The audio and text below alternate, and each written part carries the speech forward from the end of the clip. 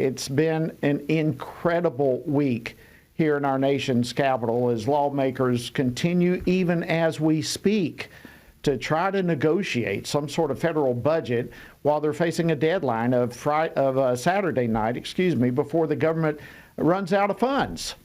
So there was a stopgap measure, a CR, a continuing resolution that was put on the floor today, and it was rejected. And so House Republicans have entered into a closed-door conference as we speak right now. They are meeting, trying to figure out a way to avert a government shutdown. Certainly that's going to be the media's focus, and this is part of the process. But this is also why we elected conservative leaders to this Congress.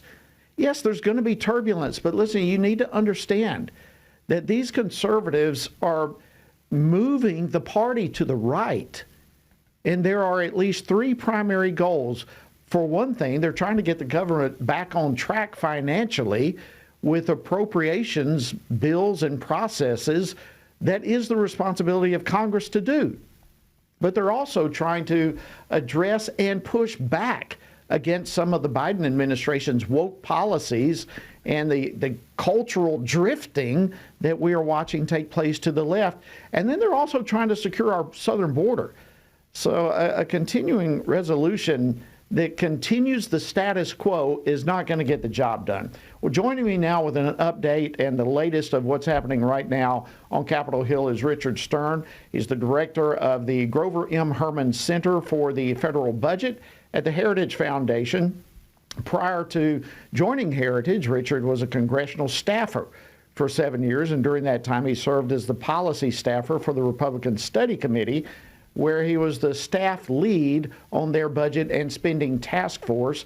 In fact, spearheaded their work to create both the 2020 and 2022 federal budgets. So, Richard, thank you so much for joining us on Washington Watch. Great to have you. Thank you, sir. Always a pleasure to be here. All right, well, let's, man, what a week it's been. Let's begin with the latest. What are you hearing right now? What's taking place?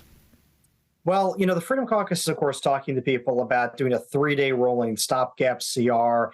But, you pointed out, there's all these new conversations that we haven't had in a decade in this town about actually cutting spending, about actually restraining the regulatory arm, using the power of the purse to stop regulation. So, I'm actually encouraged. As much as it looks like we're inching towards a shutdown and what a lot of the left wants to call chaos on the Hill, finally, we're not just rubber stamping a new massive spending bill. We're finally getting down the brass tacks about giving you back the money you earned and tying the hands of regulators. I can't tell you how glad I am to hear you say that, because it seems all we are hearing from the legacy media is how horrible this is going to be, how devastating it's going to be, all the negative consequences. But this is part of the process, and we find ourselves at a point in our nation's history, as you say, we have to address some of these issues, or we're already in serious trouble. But if we don't address these issues now, then when will we address them? Absolutely. And, I think one of the mistakes is that a lot of people talk about the debt federal spending as a long-term burden. It's a burden on your kids and your grandkids. It is, but it's also a burden right now. The inflation that everyone's been feeling, the interest rates that have pushed home ownership out of the reach of many Americans, those are burdens of the federal debt and of federal spending today. And so, these conversations we're having here are finally a recognition that the last 20 years of sluggish economic growth, punctuated only by the Trump years, right, has been very much a result of that federal debt and spending programs, not to mention the regulators that are financed with that spending. So, I think this is the moment where the American public have woken up. They've gone to their representatives and said, no, we understand there's no magic money tree in the basement of the Fed, that every dime the government spends comes out of my wallet through its taxes or inflation taxes, and everybody's had enough. Exactly, and we've got to get this spending under control. And, it just seems to me, and tell me whether or not you would agree, it seems to me that the pain of a shutdown for a few days would be worth the pain for a few days if we're able to return Washington to the way it's supposed to work, and if we actually start getting our financial house in order, it will be worth a few days of discomfort. Would you agree with that? You hit the nail on the head right there. Look, a few days shutdown, no checks are going to be interrupted. In fact, frankly, we could go for almost 2 weeks before anybody in the federal government would miss even one paycheck. So, the left's demagoguing that somehow a shutdown over the weekend. I mean, if you think about it, the federal government shuts down every weekend. That's why it's the weekend. So the left's demagoguing on this is exactly what that is. It's propaganda to try to put the shiny object in front of us and distract us from the real conversation, which is how you deal with the interest rate crisis, the inflation crisis, the falling real wage crisis that is actually impacting every single American family in this country. So, yes, I agree with you entirely. This is the moment here for conservatives to use their leverage to get a solid win finally for the American public. Yeah, I've never thought about the fact that the federal government shuts down all weekend. Maybe that explains why America celebrates on Friday and celebrates all weekend, because they don't have the federal government messing up their lives on the weekend. That's a great point that you bring up. All right, so if we can, and I know you're not there, I'm not there. I've been to a lot of these type of meetings, and you have too. Kind of take us behind the special called conference meeting right now. What do you think is going on? I'm sure it's extremely heated. There's a lot going on, probably some accusations pointed towards Speaker McCarthy for not keeping some of his promises. But beyond that, they're trying to figure out a way out of this. What do you think probably is taking place right now in that conference? Well, I think you're absolutely right about what's happening there right now. And look, McCarthy made concessions to the conservatives in the House at the beginning of the year, and they involved regular appropriations process that each of the 12 individual approps bills would come to the floor, would have hearings, would have markups.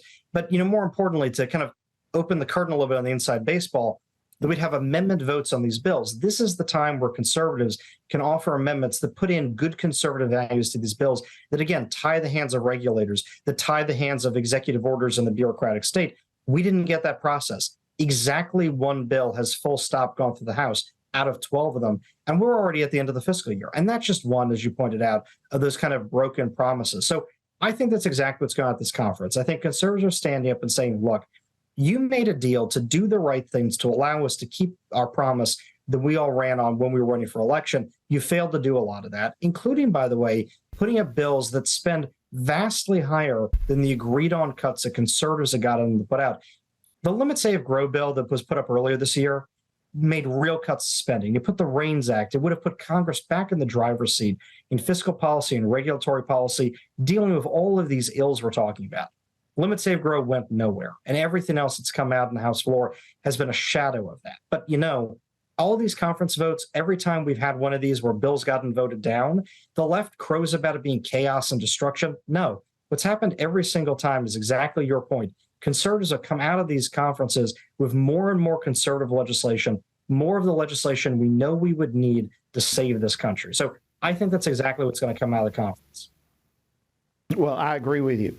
I think that's exactly what's taking place. In fact, I was texting someone there right before we went on the air, and they said, yeah, it's very heated. But what you said is exactly what's going to happen. Now, let me hit this real quickly, and our time is clicking down on us. But